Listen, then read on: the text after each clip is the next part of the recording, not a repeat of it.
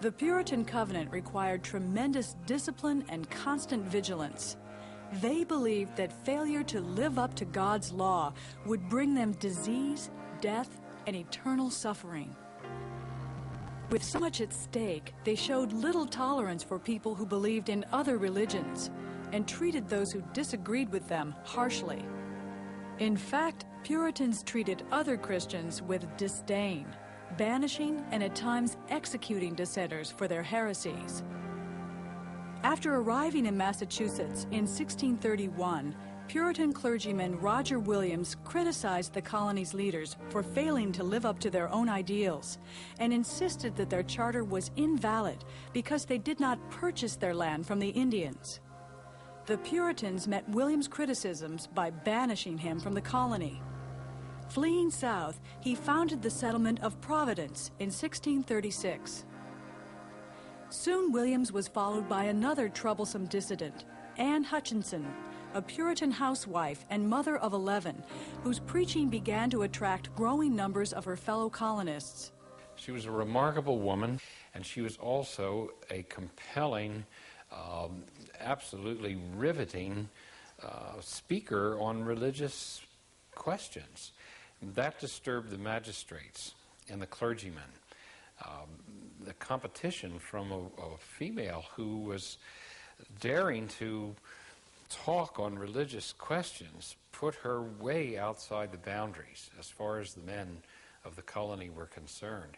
And within 2 years, she was tried for 82 erroneous religious beliefs, and she was banished from Massachusetts. Anne Hutchinson and her children made their way to Rhode Island and helped found the settlement of Portsmouth near Providence. And in 1663, a charter joined them as the colony of Rhode Island, where religious liberty was guaranteed.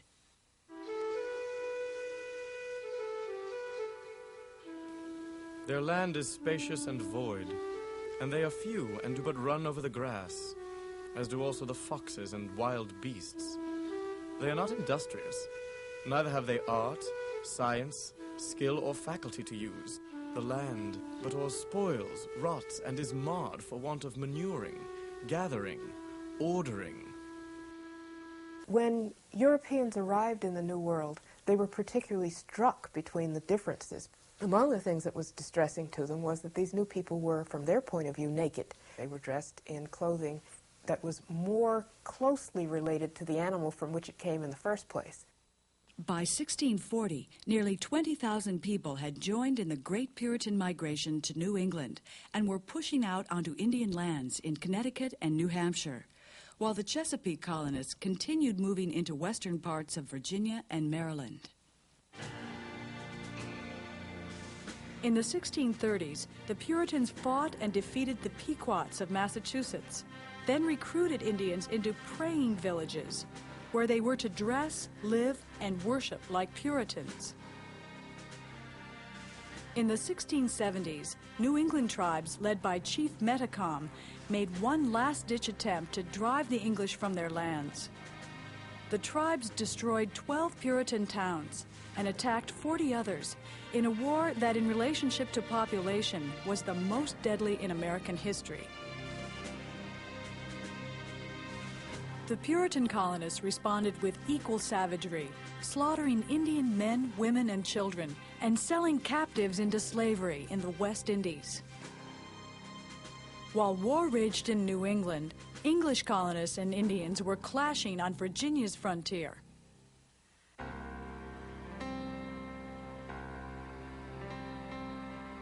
Back in 1646, rich lands north of the York River had been reserved for Native Americans.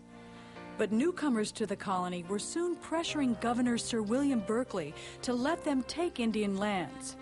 Berkeley refused. That wasn't the answer Nathaniel Bacon wanted to hear. A hot-headed lawyer and would-be farmer, Bacon was determined to ruin and extirpate all Indians in general. Taking matters into their own hands, Bacon and a band of followers attacked the Susquehannocks and set off a widening political conflict among Virginians. The hostilities didn't end until after Bacon had run Berkeley out of Jamestown and burnt the village to the ground. The Indian Wars of the 1670s took place in the midst of a second wave of colonization, unleashed by the restoration of King Charles II to the English throne in 1660.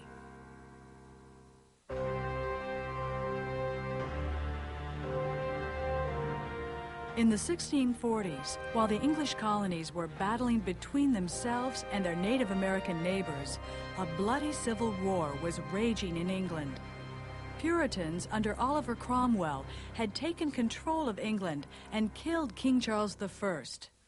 After Cromwell's death, Parliament restored the monarchy in 1660.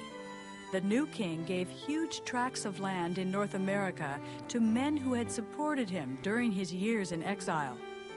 These proprietary colonies, so called because they were granted to individuals, cemented English control of the North American coast. King Charles gave the region between the Connecticut and Delaware rivers to his younger brother James, the Duke of York. James then invaded the Dutch colony of New Netherlands, which was renamed New York in his honor. James then gave the Jerseys to friends, who sold them to investors, some of whom were English Quakers seeking a refuge from persecution in England.